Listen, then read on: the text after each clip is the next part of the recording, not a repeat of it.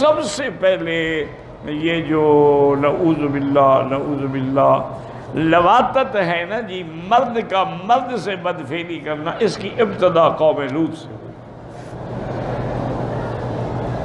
اسی لیے حضرت لوط نے ان کو ڈانٹا اور سمجھایا کہ بدبختو انکم لتاتون الفاحشۃ ما سبقکم بہا من احد من العالمین، تم ایک ایسا گناہ کر رہے ہو، تم سے پہلے جن و انس میں کسی نے یہ گناہ نہیں کیا۔ لیکن وہ بدبخت بالکل ماننے کے لیے تیار بھی نہیں تھا۔ یعنی آپ حیران ہوں گے کہ یہ اتنا گندا کام ہے کہ جانور بھی نہیں کرتا، کتا بھی نہیں کرتا،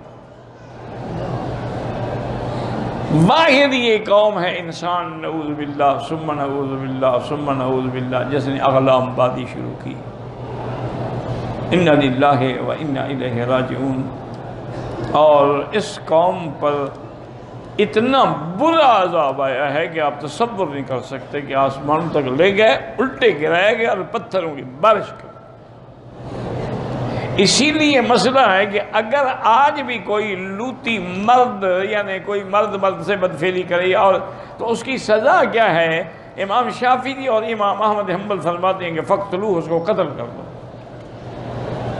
لیکن امام ابو حنیفہ رحمۃ اللہ علیہ فرماتے ہیں کہ نہیں، اس کو اونچے مقام پہ لے جاؤ، مسجد کے مینار پہ لے جاؤ، وہاں سے گراؤ اور پتھروں کی بارش کر دو جیسے اللہ نے عذاب کیا تھا، وہی عذاب دو۔ یعنی یہ ایسا گندا عمل ہے۔ لیکن بدقسمتی یہ ہے کہ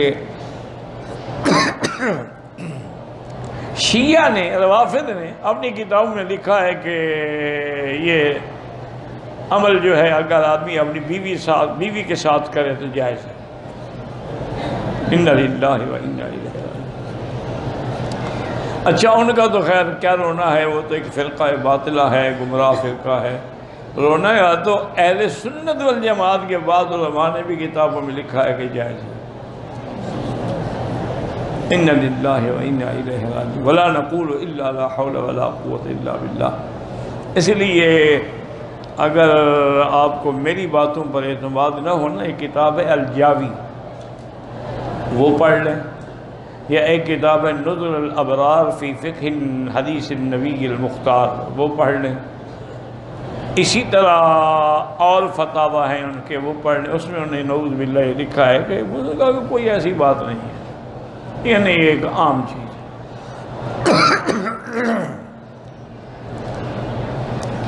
یعنی جس قوم پہ اللہ کا اس عمل کی وجہ سے غضب آیا، اس کو کہنا کہ حلال ہے، اس کا کوئی علاج ہے دنیا میں؟